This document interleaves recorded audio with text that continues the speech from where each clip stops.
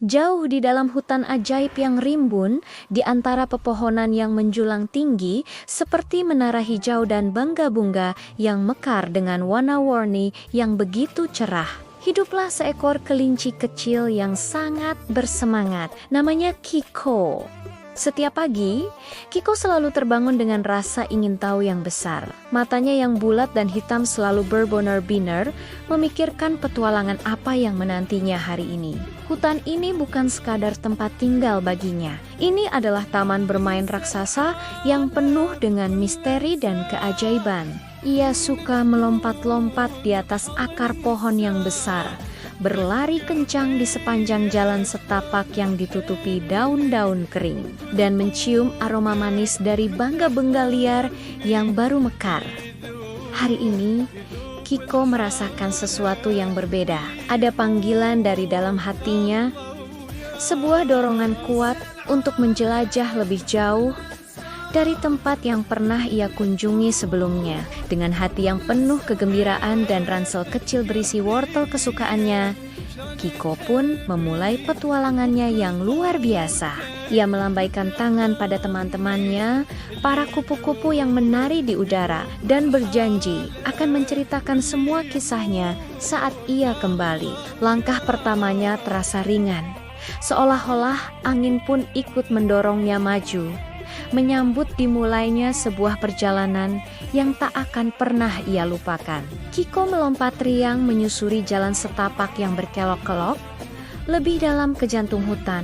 Udara terasa lebih sejuk di sini, dan cahaya matahari menari-nari menembus celah dedaunan, menciptakan pola-pola indah di tanah. Suara hutan menjadi musik pengiring perjalanannya, kicauan burung yang merdu, desiran angin di antara pepohonan, dan gemerisik dondon yang ia lewati. Semakin jauh ia berjalan, semakin banyak hal baru yang ia temukan.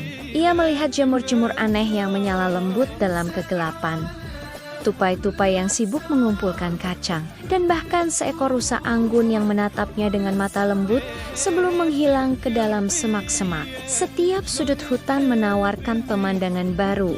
Setiap langkah membawanya ke dunia yang lebih ajaib. Kiko merasa hidup, merasa bebas, rasa takut sama sekali tidak ada di dalam hatinya. Yang ada hanyalah rasa takjub dan penasaran yang tak ada habisnya. Ia berhenti sejenak untuk memakan sebatang wortelnya sambil mengagumi keindahan sekelilingnya. Hutan ini benar-benar tempat yang ajaib, pikirnya. Dan petualangannya baru saja dimulai. Ia tidak tahu apa yang menantinya di depan. Tapi satu hal yang pasti, ini akan menjadi hari yang luar biasa. Setelah berjalan cukup lama, suara gemericik air yang samar-samar terdengar mulai menarik perhatian Kiko. Semakin dekat ia berjalan, suara itu semakin jelas dan keras, berubah menjadi gemuruh air yang menenangkan. Akhirnya, Kiko tiba di tepi sebuah sungai besar yang belum pernah ia lihat sebelumnya. Airnya jernih berkilauan di bawah sinar matahari, tetapi arusnya terlihat cukup deras. Sungai itu membentang lebar, memisahkan bagian hutan tempat ia berada dengan daratan di seberangnya yang tampak lebih misterius dan menarik. Kiko berjalan mondar-mondir di tepi sungai, berpikir keras bagaimana cara ia menyeberang. Sungai ini terlalu lebar untuk dilompati dan terlalu deras untuk direnangi.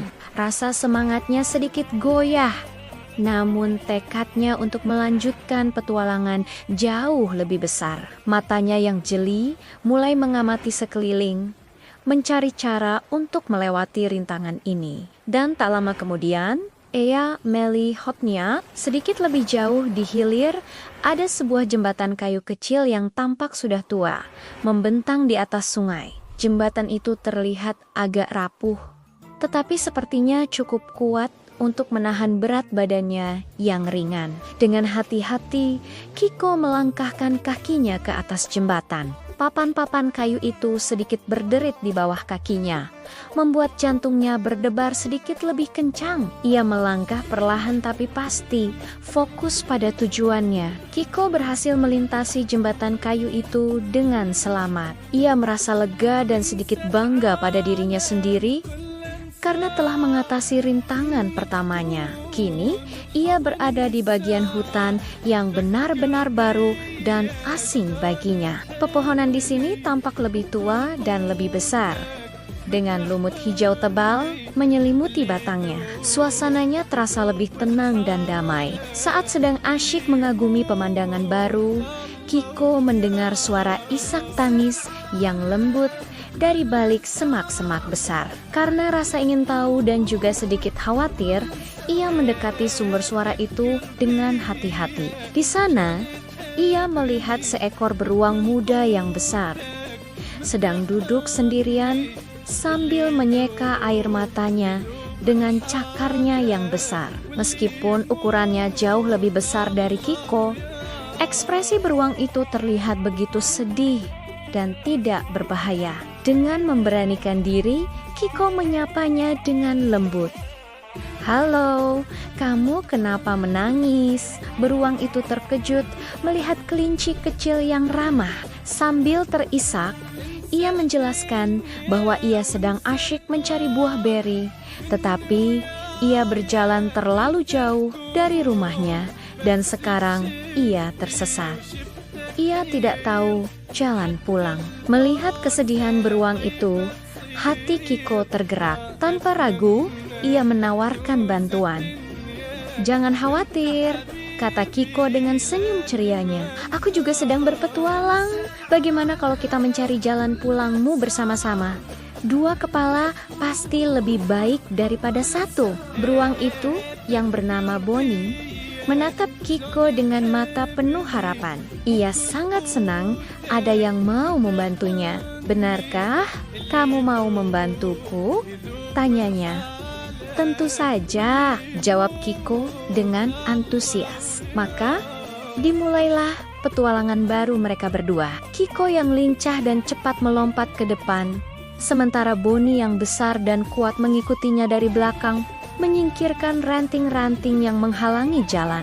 Mereka mulai berjalan bersama, menyusuri jalan setapak yang belum pernah mereka lewati. Awalnya suasana terasa canggung, tetapi kepribadian Kiko yang ceria dengan cepat mencairkan suasana. Ia menceritakan lelucon-lelucon lucu tentang wortel, dan Bonnie tertawa terbahak-bahak hingga suaranya menggema di seluruh hutan. Bonnie pun membalas dengan cerita-cerita tentang madu dan ikan salmon. Saat mereka berjalan, mereka mengalami banyak hal lucu. Kiko hampir terjatuh ke dalam lubang tupai, dan Bonnie dengan sigap menangkapnya dengan cakarnya yang besar. Di lain waktu, Bonnie tidak sengaja menyenggol pohon kecil hingga semua buah berinya jatuh menimpa kepala Kiko. Mereka tidak marah, malah tertawa bersama-sama melihat kejadian itu. Perbedaan ukuran mereka yang sangat jauh justru menjadi sumber tawa yang tak ada habisnya. Perlahan-lahan, rasa takut Bonnie karena tersesat berganti menjadi kegembiraan. Ia tidak lagi merasa sendirian. Mereka saling membantu, saling menghibur, dan dalam prosesnya persahabatan yang tulus mulai terjalin di antara mereka. Setelah beberapa saat mencari dan bertanya pada beberapa hewan lain yang mereka temui, seekor burung hantu bijaksana memberi mereka petunjuk. Ia mengatakan bahwa rumah Bonnie berada di dekat sebuah bukit tinggi yang bisa dilihat dari hampir seluruh penjuru hutan. Dengan semangat baru, Kiko dan Bonnie pun menuju bukit tersebut. Mereka harus mendaki jalan yang menanjak, tetapi dengan saling memberi semangat, perjalanan itu terasa lebih ringan. Kiko memimpin jalan dengan lincah, sementara Bonnie memastikan jalan di belakangnya aman. Akhirnya, mereka sampai di puncak bukit. Dari sana, pemandangannya sungguh menakjubkan. Seluruh hutan ajaib terhampar di bawah mereka, bermandikan cahaya keemasan dari matahari yang mulai terbenam. Dan benar saja, tidak jauh dari sana, Bonnie bisa melihat asap tipis yang mengepul dari cerobong asap rumahnya. Wajahnya langsung berseri-seri. "Itu rumahku, aku bisa melihatnya," seru Bonnie dengan gembira. Ia menunjuk ke sebuah lembah kecil yang nyaman. Ia sangat berterima kasih pada Kiko. Tanpa bantuan teman barunya itu, mungkin ia masih menangis sendirian di dalam hutan. Kiko tersenyum lebar, merasa senang bisa membantu Bonnie. Mereka berdiri di sana sejenak, di puncak bukit, memandangi keindahan hutan saat senja tiba. Langit berubah warna dari oranye menjadi ungu, menciptakan siluet pepohonan yang indah. Bonnie mengucapkan terima kasih yang sebesar-besarnya kepada Kiko. Ia memeluk teman kecilnya itu dengan sangat hati-hati, takut menyakitinya. Kiko, aku tidak akan pernah melupakan kebaikanmu. Kamu adalah teman terbaik yang pernah aku punya, kata Bonnie dengan tulus. Kiko balas tersenyum. Sama-sama, Bonnie.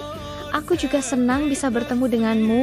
Mereka berjanji untuk bertemu lagi dan bermain bersama. Setelah mengantar Bonnie sampai di dekat rumahnya, Kiko pun berbalik untuk pulang. Perjalanan pulangnya terasa berbeda. Hutan yang tadi terasa asing, kini terasa lebih ramah. Ia tidak lagi sendirian. Ia punya teman baru. Seorang teman yang sangat baik. Ia melompat-lompat dengan hati yang ringan, mengingat semua tawa dan petualangan yang mereka alami bersama hari itu. Saat tiba kembali di bagian hutannya, matahari sudah hampir tenggelam sepenuhnya, menyisakan cahaya ungu di ufuk barat. Kiko duduk di atas sebuah batu besar, memandangi pemandangan yang sama dari tempatnya, namun dengan perasaan yang berbeda. Hari ini, ia tidak hanya menjelajahi tempat-tempat baru di hutan. Ia juga menjelajahi arti dari keberanian, kebaikan, dan yang terpenting, persahabatan. Petualangannya telah memberinya lebih dari sekadar pemandangan indah. Petualangan itu telah memberinya seorang teman sejati. Dengan hati yang penuh rasa syukur dan bangga, Kiko memandang bintang pertama yang muncul di langit. Sambil tersenyum, memikirkan petualangan apa lagi yang menantinya esok hari bersama sahabat barunya. Kisah Kiko dan Bonnie mengajarkan kita banyak hal berharga. Petualangan Kiko yang penuh semangat menunjukkan bahwa rasa ingin tahu dan keberanian untuk melangkah keluar dari zona nyaman bisa membawa kita pada pengalaman yang luar biasa. Kita tidak pernah tahu keajaiban apa yang menanti di tikungan berikutnya jika kita tidak berani mencoba. Namun, pelajaran terpenting dari cerita ini adalah tentang kekuatan persahabatan dan kebaikan. Ketika Kiko menemukan Bonnie yang sedang sedih dan tersesat, ia tidak ragu untuk menawarkan bantuan, meskipun mereka sangat berbeda. Kebaikan hati Kiko tidak hanya membantu Bonnie menemukan jalan pulang, tetapi juga mengubah rasa takut menjadi tawa dan kesendirian menjadi persahabatan yang hangat. Mereka membuktikan bahwa teman sejati bisa datang dalam berbagai bentuk dan ukuran. Persahabatan mereka membuat perjalanan yang sulit menjadi lebih mudah dan menyenangkan. Cerita ini mengingatkan kita bahwa menolong sesama tanpa pamrih adalah tindakan yang mulia. Satu tindakan kecil kebaikan bisa memberikan dampak yang sangat besar bagi orang lain, dan bahkan bisa menjadi awal dari sebuah persahabatan yang indah. Jadi, mari kita contoh semangat Kiko. Jadilah pribadi yang berani, penuh rasa ingin tahu, dan yang terpenting, selalu sebarkan kebaikan kepada siapapun yang kita temui di sepanjang perjalanan hidup kita. Terima kasih sudah menonton cerita petualangan Kiko si Kelinci. Jangan lupa untuk like, comment, dan subscribe agar tidak ketinggalan cerita-cerita inspiratif lainnya. Sampai jumpa di video berikutnya.